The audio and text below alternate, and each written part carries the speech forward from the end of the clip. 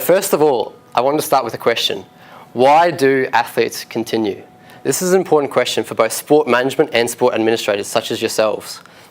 If we don't understand why our athletes are currently taking part in the sport and continuing, we're not then able to modify our service offering to meet these participant needs and keep them within the sport in the long term. So just before we get into it, a little bit of background about myself for those of you who don't know me. My name's Joseph Nolan, as Jeff said, and I've been involved with athletics for over 10 years, both as an athlete, as you can see that one up there on the left, and more recently as a coach as well. I've done some coaching with schools and helping out my coach, Annette Rice, who's sitting in the front row with our squad. A little note before we go on, these are the only two images in the entire presentation which I actually have the rights to. So the rest of them, I use a lot of images, so the rest of them are just publicly available. So I thought I'd just put a little copyright note in there. So, first of all, we started with the research problem, what we wanted to look into. Now, although registration and participation figures have risen steadily in Queensland athletics over the last 5 years, a clear drop-off can be seen in the under 20 age group, as you can see there. That's the age group with the lowest total registrations and participation. Now, we believe that upon further investigation, that this drop-off rate may just be a symptom of a larger problem, and that is a lack of understanding of what's keeping athletes in the sport, particularly in these younger age groups, in the lead up to that under 20 age group. Motivation has been the most commonly cited reason behind athlete continuation in sport. So therefore, understanding what's motivating current athletes is of paramount importance to a sport which has one of their strategic objectives of increasing mass participation in the long run. So therefore, with this in mind, our purpose was to uncover these dominant motivations present amongst current track and field participants in order for us to put forward justified recommendations to you in potentially being able to modify what we're offering as a service to athletes to meet current needs and current wants. So the research model. The thing that we're interested in most is obviously that participation behaviour, registrations and long-term participation. Research has shown that motivation leads directly to participation behaviour, and barriers are also of great interest, overcoming the barriers so that we can continue to participate within the sport. Research has also shown that both competence and demographic characteristics do have an influence on what is currently motivating athletes and the level and form of that motivation. So to help us in our study, we took on board a few theoretical frameworks which have been developed in past research. So first of all, the sport motivation scale. This categorises motivation into 8 different forms. First of all, there's the intrinsic motivations, the internal ones. There is to know, to accomplish, and to experience. Then, the sport motivation scale splits extrinsic motivation into 4 further forms. I'll go through these in a bit more detail because they're less self-explanatory. So identified, this is participants are taking part in the sport because they believe it's the right thing to do. Integrated regulation differs in the fact that these athletes define themselves as a track and field athlete. This is who I am. This is the sport I belong to. Introjected is where athletes are putting pressure on themselves to participate with feelings of guilt if they aren't training or participating. And external regulation is where athletes are taking part in the sport as a direct result of the influence of others. Others are either rewarding them for doing well at competitions, or others are putting them down if they're not training hard and they're not putting in the effort. The final form of motivation is amotivation. It's more of an anti-motivation. This is where participants are still in the sport, but they're kind of starting to feel like this is no longer the sport for them. This is no longer an activity that they want to be involved in. Past research has shown that participants experiencing high levels of amotivation are likely to drop out in the near future. So this was of key interest within our study. The other theory we looked at was competence motivation theory. Originally developed by Harder, they looked at physical, social and academic, but for the purposes of our study, we mainly focused on those first two, physical and social, and its relationship with motivation. So the methodology. We decided that the best approach to fit our study was a quantitative methodology using an online survey. This is because the variables at play, being those different motivation types, have been well defined in the literature in the past. So we wanted to see whether these motivation types were also the same within the sport of track and field and in the context of Australia. So, how did we collect the data? Well, with the help of Queensland Athletics, we were actually able to conduct a full census. So we were able to invite all Queensland Athletics members to take part in an online survey. And this resulted in a total of 369 respondents, which we were very happy with. This represents a total of 4.4% response rate, which, although it sounds relatively low in comparison to the 100% response rate, which is obviously ideal, once we investigated these respondents, it was determined that these respondents were in fact representative of the larger Queensland athletics community on a number of variables such as demographic characteristics. So how was the survey formatted? We split it into 4 main sections. These were one on motivation, perceived competence, perceived barriers, and demographic characteristics. We also asked a number of questions in relation to what is their membership, how long have they been taking part in the sport, just to give us more understanding of who these athletes are.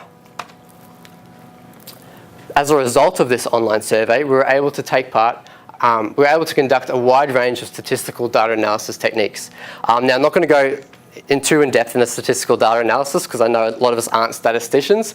It's probably quite boring for a lot of you, but just the main ones we used was correlation, so testing the relationships between variables, and ANOVA and regression analysis. So this is testing whether the demographic characteristics and whether competence was actually influencing motivation. Because at the end of the day, we're interested in motivation as it affects participation behaviour, and we're interested in how we can influence that motivation as well. We also conducted a number of validity and reliability tests just to make sure that the data we collected and the processes we were going through were actually proper and kind of confirming what we'd done was giving us good data and good results and good information. So that all came back as positive and we're really happy with that. And partly this was due to the large sample size that we had as well, which made it a lot easier to conduct those tests. So as with any study, there were limitations. The key point there is that second one, and this was that the data we collected was taken just at one point in time. The survey was open for about a week and a half, so unfortunately we weren't able to track motivation over time within the different age groups, but we could get that snapshot of, at the moment, this is what participants are motivated by, and we're able to see, divide them into the different age groups and kind of get an idea of how motivations may change over time. So, enough of all the statistics, jargon and background information. The results is what you're all interested in. So, what were the dominant motivations of participants? Well, we found that the highest 2 motivations for those 369 participants were the intrinsic motivations to accomplish and to experience. That represented over 50% of those 369 respondents. This is great news. These 2 are 2 of the 3 intrinsic motivations. It's internal. It represents a high form of self-determined motivation. Also good news is that the lowest 3 forms of motivation, these 3 up here, were amotivation, introjected motivation, and external regulation. Now going back to before where I talked about what the motivation types represented, these 3 represent the lowest forms of self-determination.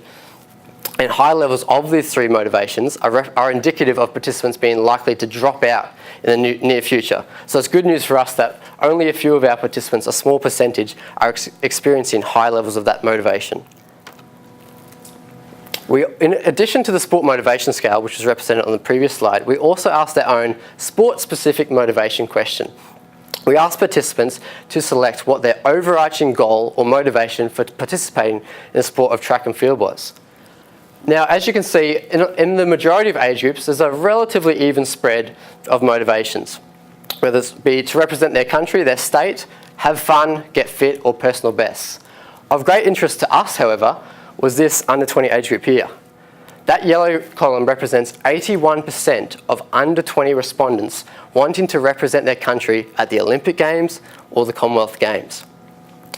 Now, it is hypothesised from this that rather than these participants' motivations changing once they get to that under 20 age group, as we saw that a large majority of participants are dropping out before they get to this age group, we believe that participants with dissimilar motivations, as in motivations that aren't elite, wanting to be the best in the country, represent Australia, we believe that they may in fact be dropping out of the sport before they even reach the under 20 age group, dropping out as soon as they leave high school. The implications of this motivation is, well, this type of achievement goal is either accomplished or failed. In the long run, this can be extremely problematic for participants. And we believe that if there's no other forms of motivation that are keeping them in the sport, this can lead to athlete dropout, even within those under 20 athletes that have kept on in the sport. The data also asks the question, why do athletes with different motivations such as having fun, getting fit, and improving personal bests, no longer seem to represent a large chunk of participants in that under 20 age group and beyond. This takes us to our first research question, where we tried to better understand what may be causing some of this motivation. And we looked at the role of perceived levels of competence, both physically and socially. Now, we asked participants to rate themselves on a scale from 0 to 100 of whether they believe they were competent in different areas. And we asked questions relating to both physical competence and social, 4 questions relating to each. So this was kind of a self-perception. It's really hard to judge actual competence, so this is what the athletes have said about themselves. It was found that both physical competence and social competence were strong predictors of motivation. So this was really interesting to us. Now, the thumbs up represents a positive relationship. So the higher someone's perceived physical competence, the more strongly they're motivated by that motivation type. Thumbs up is a negative relationship. The high physical competence, low A motivation, which is what we expected. Of interest to us, however, and what was unexpected, was this positive relationship here, external regulation. Now, we believe that this positive relationship may be that those athletes experiencing high perceptions of their own physical abilities, putting pressure on themselves to consistently perform at a high level. And that's why the higher their perceived physical competence, also the higher the pressure on them internally and externally. Social competence was also a strong predictor of motivation. Although being weaker than physical competence in predicting, it had a very strong relationship with the extrinsic motivation of identification. Now, the reason this is important to us is because 10%, as we saw earlier, almost 10% of athletes within Queensland Athletics have this as their dominant motivation for taking part in the sport, identifying and feelings of affiliation with their teammates and squad members. So past research has shown that those athletes experiencing high levels of identification as a motivation type are likely to drop out if this need for affiliation is not being met. And this is why this is important to us. Are we meeting that need? Of further interest to us was when we divided members based on age group in relation to competence. Now, unexpectedly, the under 20 respondents reported the lowest levels of both physical and social competence, except for the master's age group there on the far right. Now, this was interesting to us because these are the same group of athletes that have the highest forms of motivation in regards to achievement, wanting to represent their country at the Olympic Games. So why then do they have the lowest self-perception of their actual physical competence? This was worrying to us. And we believe it's because it may be due to the fact that they are now constantly comparing themselves to other athletes, in particular those open-age athletes who are now their regular competition. They're no longer at school competing against their own age week in, week out. They're now competing against these open athletes and feeling like they need to be on the same level all of a sudden, which is different to the previous age groups. This takes us to our second research question, where we want to better understand the relationship that demographic characteristics may have on motivation. Is there an influence there? Now, we found that 6 of the 8 demographic characteristics that we looked into, there was a significant prediction, statistical prediction there. Region and gender were, however, found to have little to no significance in predicting motivation. And this was different to some other studies that have been conducted. Age group was once again the most significant variable in predicting motivation. Again, we expected the under 20 respondents reported the highest levels of intrinsic motivation to accomplish. But this last point here is unsurprising, because that is under 18 participants reported the highest levels of the extrinsic motivation of introjection, external regulation, and amotivation. Now, remembering back, these 3 forms of motivation are indicative, high levels of these 3 forms of motivation are indicative of participants in the near future feeling like they no longer participate in the sport. Feelings of maybe athletics is no longer for me, they may drop out. Now, as this is the age group leading into that under 20 age group where there is the big drop off, this is really telling. We found that in education, those that had trade qualifications or a university degree were less motivated across the board, both internally and externally. Similar findings were found for those that had either part-time or full-time work commitments, and we believe that this may maybe as a result of these work or education commitments taking precedence over their athletics participation. We also looked at parent and sibling participation to see whether, if you had siblings participating in the sport or parents who had previously participated in sport, whether this had an influence on your motivation. It found that those that had siblings still participating in the sport were more motivated extrinsically, so not coming from within but external forces. This was most likely due to these participants feeling obligated maybe by their families to all participate within the same sport. So they're doing it because their older brother's participating or their older sister, for example. We also found that those participants who had parents who had previously participated or still participate, for example, as a masters athlete, were more motivated through identification. And this may be due to their parents instilling upon them at a young age that athletics participation is important to you as a person. This is something you should be doing. So it's still external. Involvement. This was interesting. We also asked respondents, or the athletes, whether they were involved in the sport in any other way, whether it be as a volunteer, an official, or even as a coach. What we found was that those respondents who stated they were officials had significantly lower levels of all three intrinsic motivation types, so the internal motivations. And this has been supported in other studies, and we believe that it may be due to these participants having feelings that their involvement in athletics is a job to them, it's work. It's no longer they're doing it because it's fun, it's something that they need to do as an occupation or as a lifestyle. Coming up to our third research question. Now that we know what's motivating athletes and the influences on those motivations, we want to better understand what barriers these participants are facing, what may be further contributing to athlete dropout. The two strongest barriers made reference to by our athletes were both injuries and lack of time. Now, over 50% of respondents stated that lack of time had a moderate to overwhelming impact on their future and current participation. Now, this may be in reference to either the length of competitions or maybe in reference to the number of hours that they perceive themselves to need to be able to do in order to compete at the level they want to be competing at. So this may be a perception issue that athletics is going to take up my entire life if I want to be in it. We also asked an open-ended barrier question. So this is where the athletes were able to express themselves and tell us exactly what problems they faced in their athletics career to date. We found that lack of time was an issue, but many participants stated that it was as a result of the extracurricular activities they were doing. So most of these participants are either working or at school, or they've got other sports that they're currently participating in. So athletics was had to take a backseat ride. Other barriers that came up were available facilities and accessibility. As we were talking earlier, the track inside's starting to fall apart a little bit and the one outside is as well. So a few athletes made reference to this in the study last year.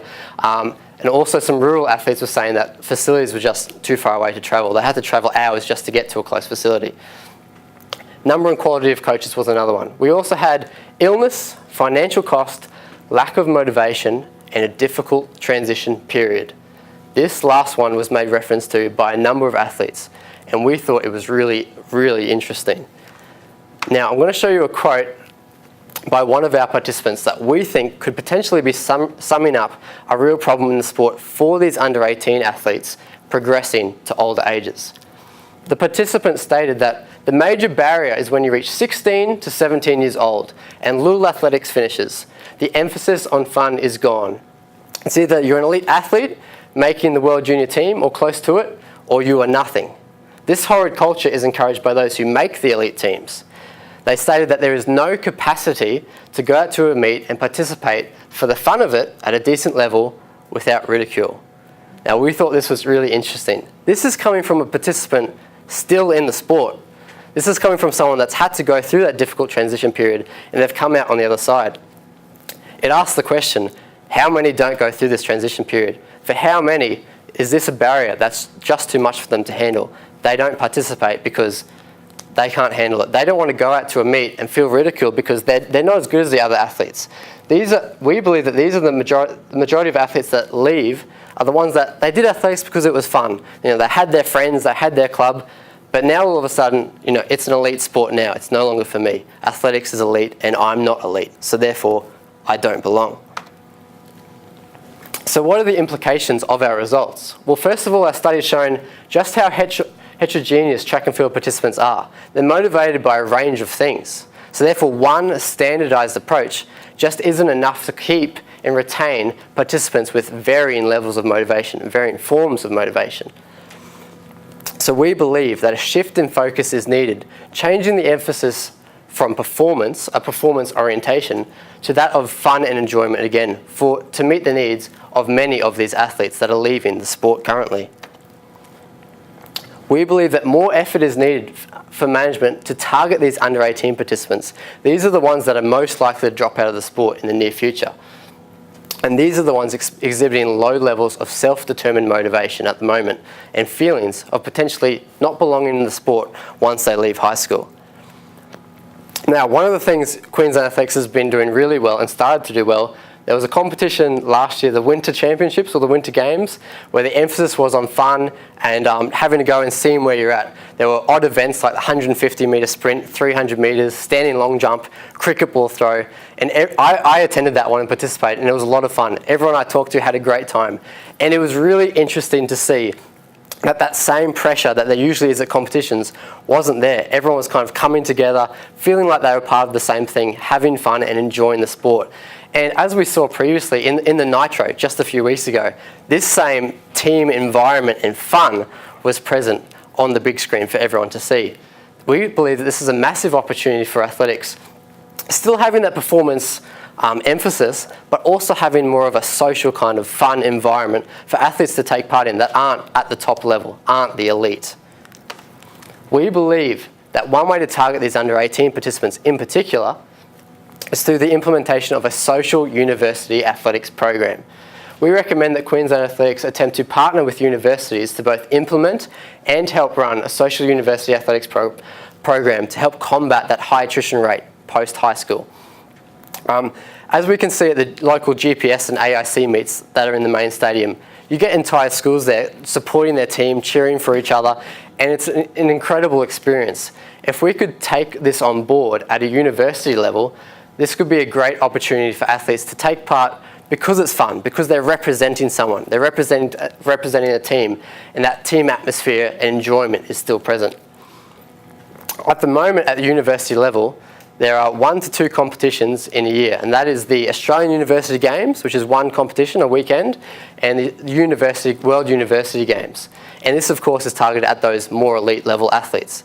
If we can have a university athletics program that targets those athletes that want to just take part in athletics because they enjoy it, because they love the sport, this is where we could see a huge increase in retention and participation figures. A lot of areas for future research also came out of this project. We believe that one potential future project could be action research conducted and looking into the implementation of such a program and seeing its impact on overall registration and participation figures in the long term. Another study could be done longitudinal, so following athletes' motivation over time to confirm whether athlete motivation is changing over time or whether motivation stays the same but athletes are leaving. This last one is of great interest to me and is a potential topic for a PhD if it's something of interest to you. And that's a case study which looks into the current culture within athletics. Not just Queensland Athletics or Lul Athletics Queensland or coaches and clubs, everyone combined, and how everyone's interacting, those relationships, and how we can work together to overcome those difficult transition periods. For example, once athletes finish Lul Athletics and move into senior athletics, once high school athletes finish high school and then move into those senior ranks. How can we work together to assist this transition and keep athletes in the sport? So, why do athletes continue? Going back to my original question. Well, based on our study, for under 20 athletes, it's because they want to be the best in Australia, the best in the world. They want to represent their country at the Olympic Games. It looks like athletes that don't share this same elite ambition feel that athletics is no longer the sport for them. And this is a big problem for us. We believe that through trying to implement more of a social program and a social and fun emphasis, as well as performance, not instead of, we believe that athletics can be a sport where everyone feels welcome, a sport where athletes can participate for life. Thank you.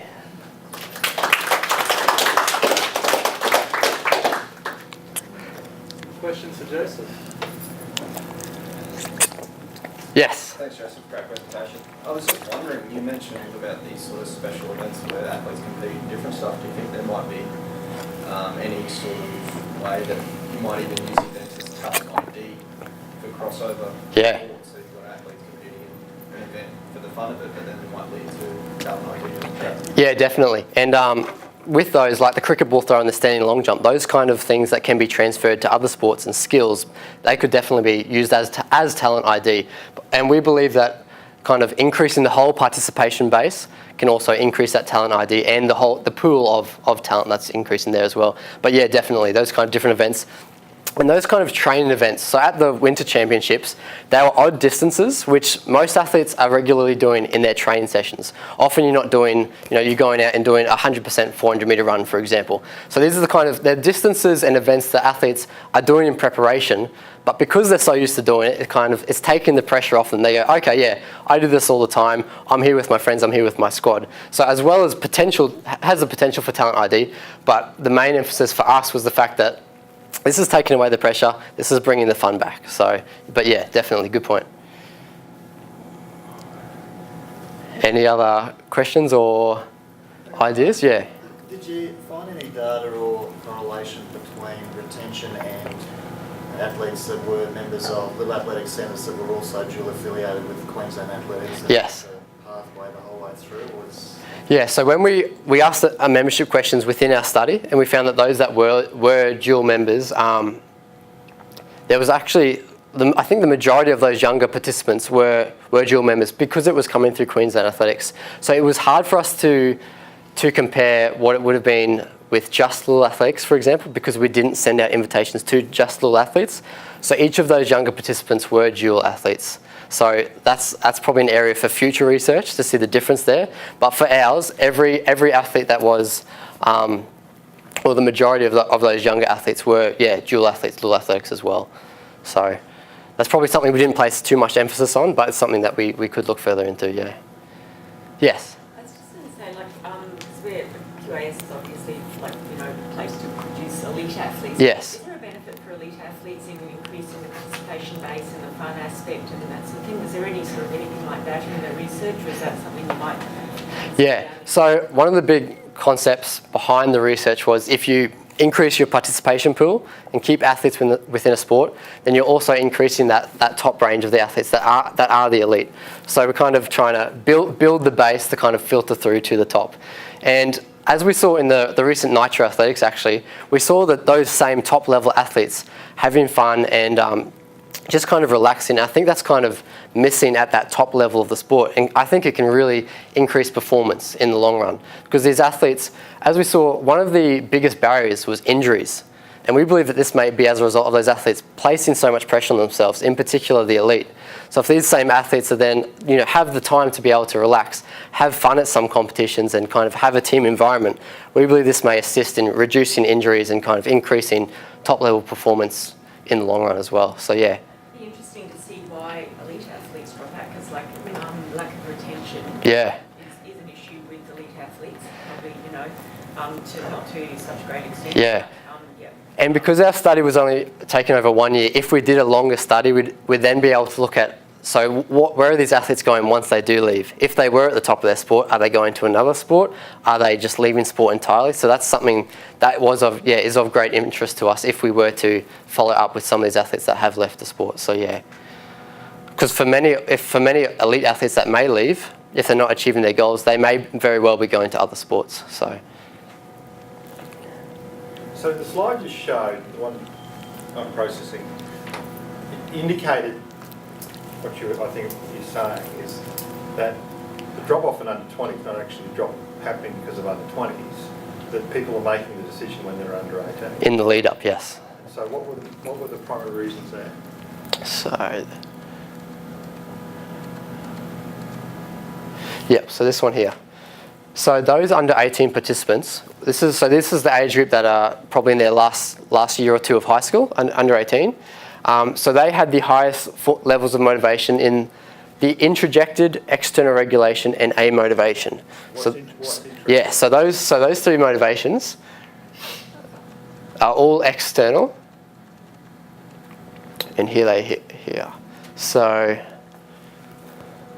yep, so introjected, and that is when they're participating out of feelings of guilt if they don't take part. So for many of them, it might be their others putting pressure on them to participate in the sport, or they feel like, you know, I'm elite, I need to be training hard, I need to be working hard, and this is the sport I'm in. External regulation is where it's a direct result of others, so people are telling them this is what you need to be doing. And that A motivation is where, this is the important one, where these participants are feeling like, they're starting to feel the lack of value in taking part in athletics. So they're starting to think that, you know, maybe, you know, am I good enough in the sport? Is this something for me? Now that I'm leaving high school, progressing with my life, maybe I should just give up athletics now, because that's what a lot of their friends are doing. A lot of their friends and other participants in their squads, or school squads in particular, once you finish high school, my coach was my school athletics coach, I'm no longer at school, so therefore I don't have a coach. My squad was my school athletics squad, I'm no longer at school, so I don't have a squad. So kind of how can we target these athletes when they're still in school in the lead up to keep them in the under 20 age group? So that's something of interest. It sounds a lot like it's about self-identity as well, doesn't it? Yeah. About, the athletes making the choice for themselves that they want to compete, not being told to. Yeah, That's right. If I'm understanding it, I'm seeing a lot of external influence around that age group. Yep. Which is, you know, probably tied into, you know, get more serious about your life. You're going to university now. You've got to work, all that type of stuff as well. And those three motivations are external. And as we found with the dropout rate, and that coach is saying you've got to step it up. That's right. And those that aren't the serious ones, the ones that want to be the elite, they're the ones that say, okay, then that's not for me anymore. So if there was an avenue for the more social and the fun, and I'm doing athletics because it's something I enjoy, if there was that more of an avenue for these athletes, we think there'd be a lot greater participation in the under 20 category. Yeah. Could you introduce maybe a gap social year or something? Yeah, that's right. Or even with the difficult transition period, an idea we had was potentially trying to build a relationship with these athletes before they leave high school. So having, you know, a big open day competition or something where, you know, clubs can come out, coaches and squads can come out, and kind of it's just a big fun day, and they're getting to know you as a sport, Queensland Athletics, if they're not previously participating. So it's getting athletes to make that transition from just being a school-age track and field athlete to someone that wants to be in the sport in the long run. Because once you leave school, there's no longer that same push as, you know, you've got to represent your school, you've got to get us points, and we've got to win the district and stuff like that. So I think there needs to be a bit more of a push from you guys to these athletes finishing grade 11 and 12 to kind of try and say, hey, we're still here as a sport, you can still participate. So I think that's the big thing. A lot of these athletes just think, high school's done, I'm done. That's it. So yeah, I think that's a problem that we can really try and address and keep these athletes. Is there any sort of indication in there around the quality of the athlete that's leaving? Yeah, so because we just did the study at one point in time, we weren't able to investigate those athletes that had left. But that is something of interest to us, whether based on the study, it did look like those that didn't have elite ambition were the ones that were leaving. So the ones that we can't test whether they were actually elite themselves, but their perceptions and goals we could identify in this. And 80% of those under 20 that did stay, they wanted to represent Australia at the Commonwealth and Olympic Games. So that's where we get the idea and kind of the hypothesis that athletes that don't have that are the ones leaving, not necessarily the ones that are the elite. But we want to keep both as a sport. We don't want to just have the small portion of the elite at the end of the day. We want the bigger the sport, the better it is for us. So. Did you capture within that then things like for that group that were leaving, what their PBs were? No, yes. A reflection of their PB might be, well, I'm not that good, but actually they might be.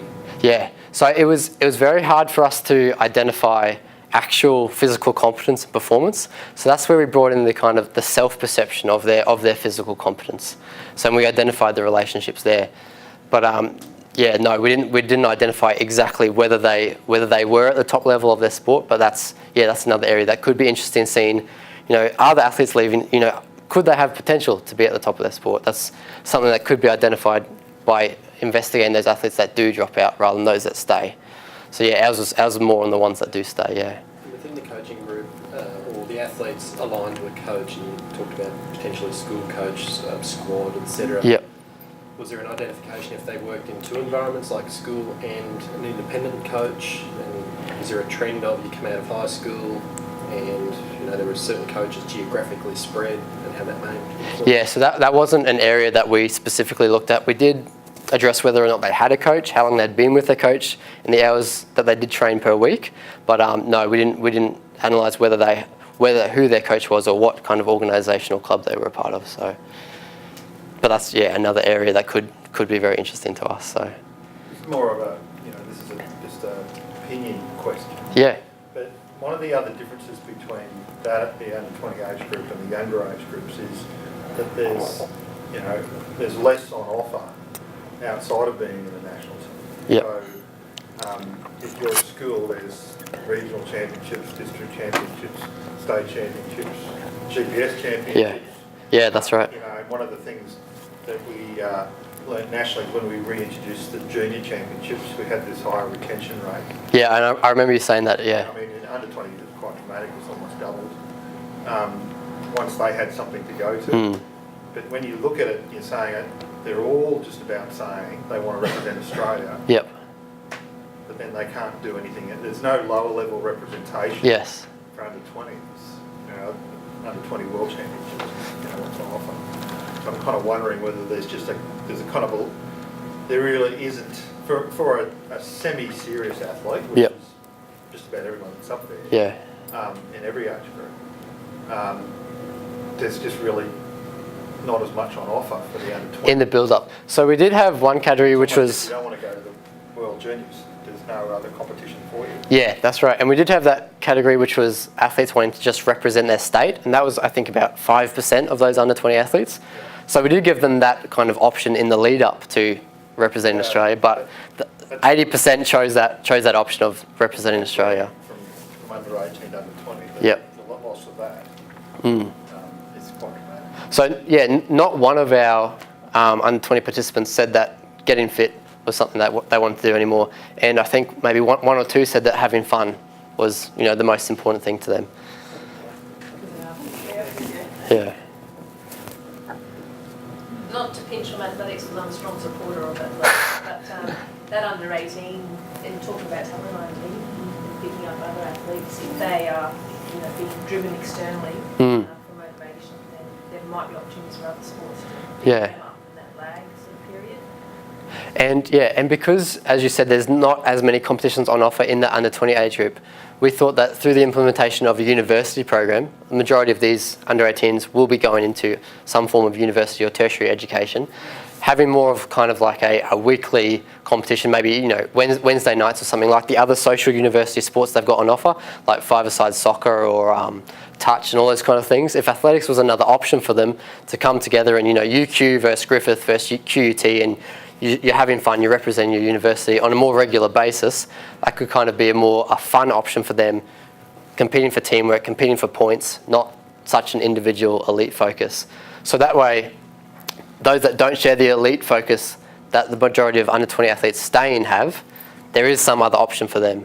So whether it's predominantly through you guys as Queensland Athletics Track and Field, or whether it's you implementing a program as Queensland Athletics with the partnership of the universities. So that was where we could potentially keep a lot of those athletes. Social programs. I know your survey was for Queensland Athletics. Yes. But I would think that if you looked at the sport as a whole, the drop-off is a lot earlier than under 18, under 20. It's really that under 14, 15, 16 where they start to get interested in other things, girls, jobs, boys, whatever it is. So it'd be interesting, are you going to do a little bit more work into what some of those alternative competition, but even participation models might be for that, that late teen merging into senior. Yeah. So in regards to the difficult transition period, although we mainly focused on that post-high school, we also believe there's that same difficult transition period once again closer to the end of their little athletics. So we think potentially following some athletes over time or kind of seeing how they're going in the lead up to these difficult transitions could kind of help us understand what they're facing and how we can deal with the problem before they're transitioning out of the sport. So yeah, definitely, and we understand there are difficult transitions throughout, not just that one. So different transitions over the years could be, yeah. I mean, in the wider audience, obviously we've got a vested interest in keeping people on athletics. Yeah. But you know, there's a lot of evidence when you're saying about the under 18s or even the under 14s that they just do go into other sport. I don't think we should be going that all those under 18 kids there have just given up activity. You know, athletics is a very base sport. You know, speed, strength, and power. So yep. you know, a lot of them go into other sport, and a fair few just go into general running. Yeah. Kind of captured there. And for a lot of these athletes, if their need for fun, enjoyment, fitness and stuff, if that's not being met in athletics at the moment for them, then that's when they're going to transition to another sport or transition to some other form of physical activity, for example, yeah. Yeah. A lot of other sports can be a lot less demanding. Yeah, yeah. So the goal of our study was kind of, are we missing a market segment here within our current participants? Are we not catering for some athletes? That was kind of the big question driving this study. So. Good to see also if they do drop out, do they come back at masters level? Do they come? Yes, because there is that big increase in participation once you get to the masters, and we did have quite a few masters athletes take part in our study as well. So in here we've just got open age participation there, but we also looked at masters, and it does go right back up when they get to masters. So it's just that kind of, at the moment for us, it was that middle bit. Where are these athletes going in this middle phase of their life? So if we can keep them from young to old, rather than losing them halfway and then trying to attract them again, we're going to save a lot of time, effort and money. So. That's also though indicative that open is anybody above the age of 20, whereas the other yes. groups we've segmented to a 2-year age group. That's right. To some degree do that anyway. Yes. Not discrediting what you're saying, but yeah, it's a wide. Yeah, and for the purposes of our study, we didn't want to specifically break up into 20 to 25, 20, yes, almost like that. Yeah. Another comment you made is when we did some research just now, 12 years ago back at AAR, one of the things we found was under 20 as an age group very much had their eyes on being open very soon, and you made the comment about they're comparing themselves to open. Yeah, yep. That's not easy fix, but the younger age groups tended to go, I'm under 16, and they saw themselves within that snapshot of competitors. Yeah, that's right. And they saw the older kids as being older and therefore better, and that was natural. Yep. And so they just focused on that, whereas the under 20 kind of went, well, I'm doing this really now. It's under 20, but my aim is to be. That's right. And they compared themselves, and so it's quite a different mindset. And that feeling of, I should be at the same level as the opens. Which is also part of their life. They've left school and they're now in university and looking at what they're going to do for the rest of their life. That's right. Another thing which you guys did a few years ago was a squad competition. I think there was some relays and stuff you put on where it would be squad versus squad. And me personally, I didn't, this isn't part of my research, but me personally, that was kind of really fun because squads have their own cultures and their own strong cultures. And the club system, there doesn't seem to be that same culture and closeness within the clubs within Queensland Athletics. Personally, I'm part of QA2 Track Club, and I don't know who my other club members are until I see them out at a meet and see, hey, they're wearing the same singlet as me. They're obviously part of the same club.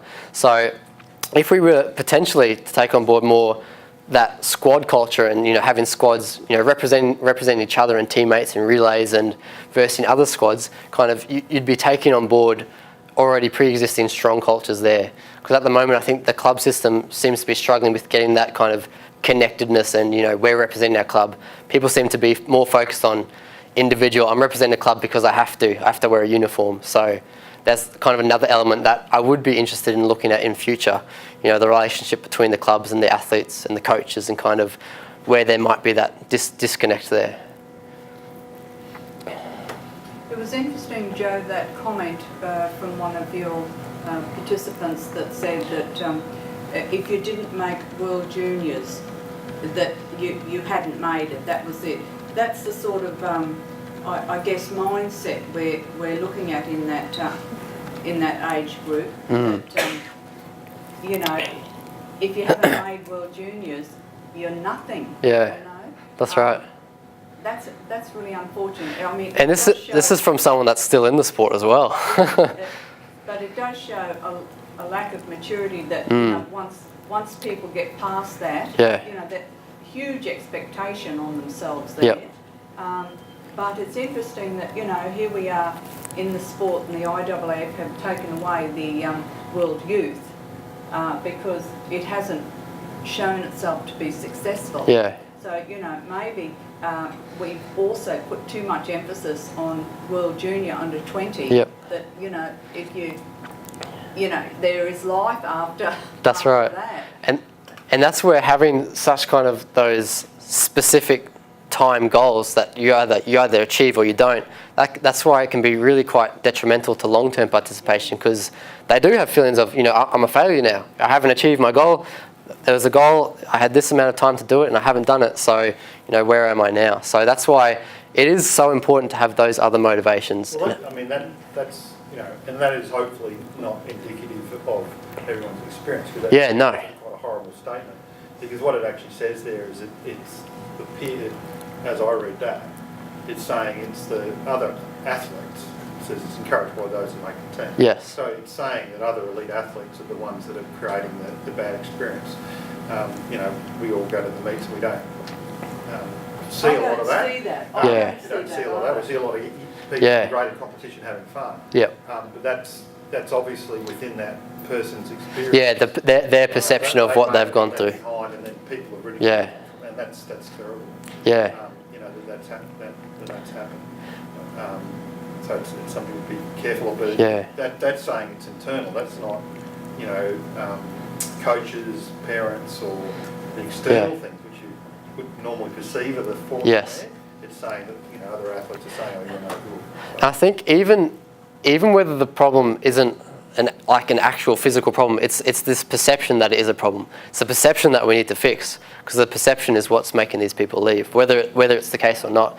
So kind of, that's the problem. But it was interesting to us that we could even collect this data, because this is someone that's experienced exactly this, and this was pretty, you know, brutal, to the point. This is what they've experienced. This is how hard their experience has been. But they've continued in the sport. So the majority of participants that may have had a similar perception, you know, we'll never hear from them because they're no longer around. So it's that perception that we need to fix. That, you know, it's okay if you don't make the World Junior team. You know, it's not the end of the world. Hopefully, it's not the end of your athletics. So that's what we need to fix. I don't know if this is a digression, but I wonder if, you know, in the different age groups across, you talk about the motivation of achieving PB. That was quite significant through to the 20s. Yes. In the 20s, it dropped significantly. And then it picked up again sharply for the senior or the open. Yep, in the red there. And I wonder if there's something that sits in there around the coaching space of, you know, you're 14, 15, 16, you're growing, you're getting stronger and faster, and all those things naturally occur. I'm achieving PBs because I'm just going through this evolution. And that's right, You stop growing, and all of a sudden I don't keep having this. You hit that plateau. Until maybe they push through and get aligned to a coach that's, you know, had a lot of experience, and that could be a generalisation. But I wonder if there's something that sits in there. Needing to be in an environment that can really foster good processes, as opposed to just someone getting stronger. That's right, and that's another reason why being purely motivated by performance and, you know, personal best times and distances, for example, if that's your only goal, if that's what's driving your participation and you're not improving, then to some of these athletes, well, what's the point? I mean, that chart's pretty much matched. If you get the ranking lists out across the country, not just Queensland, have a look at under 20s. They're a smaller group and they're all good. You know, it's their motivation to represent Australia is backed up by the fact that the ones that are actually doing it at that age are better athletes. And then some of them come back in. But, you know, if you went through the ranking list and under 14, 16, 18, you'll see good athletes, okay athletes, athletes, but under 20 is just about pretty much all good. I think the big issue you got too is in elite athletics, being an individual sport, there's nowhere to hide. If you're running around QSAC with people in the crowd watching and you're not very good, it's going to stand out. Whereas if you're in a team sport and you're just playing footy, you can it's some. You're one of the many. Yeah, Still that's right. be noticed as There's that kind of that protection there, yeah. And that's why kind of I think the reason why school sport is so powerful and enjoyable for these athletes is just by participating, they're getting points for their school. So implementing something like that where it doesn't matter how badly I do, I'm still getting more points that for my club or for my, for my group, for my squad, than they would have achieved without me. So I think taking that on board and saying, it doesn't matter how badly you do, the fact that you're here participating, enjoying yourself, you're still benefiting someone else. I think taking that on board could be important and could take away that fact where it's, all eyes on me. If I do bad, it's been a complete waste of my time. So yeah. You do see that in other sports too, like surf life saving, for example. They have point systems at their surf carnivals and that sort of thing, where you have a big range of athletes from your elite right through to people that are just getting involved in the sport and participating because they're lifeguards and stuff. So, and I think that probably would provide some of that connection from that comment that participant made. They're feeling like they're excluded or that they're not part of the elite group. Are elite and I'm not a part of that, so it might help them to feel like, oh, I'm still part of something. Still contributing to something. I'm connected to these elite groups. Definitely, yeah. And Queensland Athletics, you guys have started, doing more points updates with the club system and letting people know how everyone's going. I think that's helpful as well, because it reminds people that, hey, I'm not just an individual here. My club might be doing well, or we're just behind this other club, for example. So that constant reminder, it's not just all on you as an athlete. Yes? Are these patterns played out in other sports, do you know? That's interesting, and something we don't know specifically whether the motivations are changing over the age groups, but we have found that there is that similar dropout rate in a number of sports once athletes finish that high school age group. So, sorry, do you want to say something, Cara? No? No. Yep. I just think it's a good point. Yeah. Well, I mean, anecdotally, in water polo, I would say So we definitely think these results are transferable to a number of sports. Yeah, not just specifically athletics. The numbers I've seen in some other sports are even more dramatic in some cases. Basketball is an interesting one. Participation from high school age to seniors is massive. So we, especially for the QAS, we definitely think these results are transferable to other sports and may give some insights into some other problems, not just athletics, but athletics was obviously our context. But definitely. We've been working a little bit with rowing as well, Rowing Queensland, and they've been saying the same thing. And for rowing, it's from these athletes going from a very elite program at the private schools, and then when they finish high school, they're going into volunteer-based club systems. The coaches are volunteers, they're fighting for spaces in boats against masters athletes. So they've gone from a very professional program to almost nothing. And they've lost their motivation to get and also the number of competition opportunities they have, similar to this, where when they're under 20s, they might have one or two big sort of regatta things to go to, whereas at school they were competing regularly. I think that's part of the fun and enjoyment of it. In sports, they have a huge influx of masters athletes. Something's happening in these people's lives around that time, and they're starting work. It's some of them starting families, getting sort of towards that phase.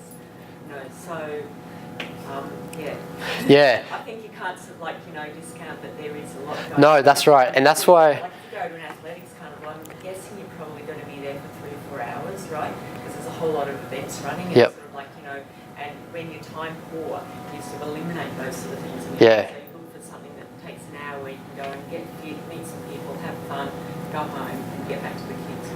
Yeah, definitely.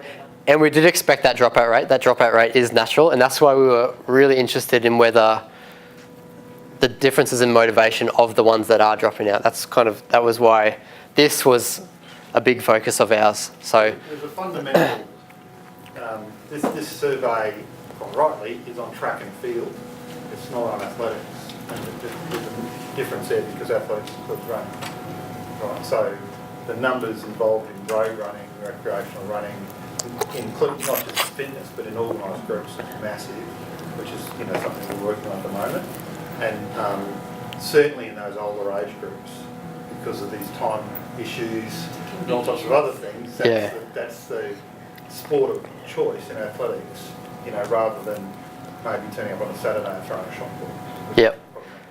I think too, a lot of these athletes have the expectation, the belief that if I'm in athletics, I'm not just going to the meets. You know, I've got to be training. I've got to do well at the meets. So it's kind of that lack of time is also not just the meet itself, but all the training hours that lead up to it. So if they're not willing to put in those hours, then yeah, which isn't really the case. I mean, you can go out to a meet and have fun and, you know, do a high jump on a mat, have a throw. Like, there's nothing wrong with that, but there's that perception that, you know, I need to train as well. I need to be part of something else, and yeah, so definitely. All right. I think we better wrap up there. If anyone's got some more questions, we'll please come and see Joseph afterwards, but otherwise we're going to let everybody get back to what they've got to do today. So thank you very much, Joseph, and thanks everybody. Thank you.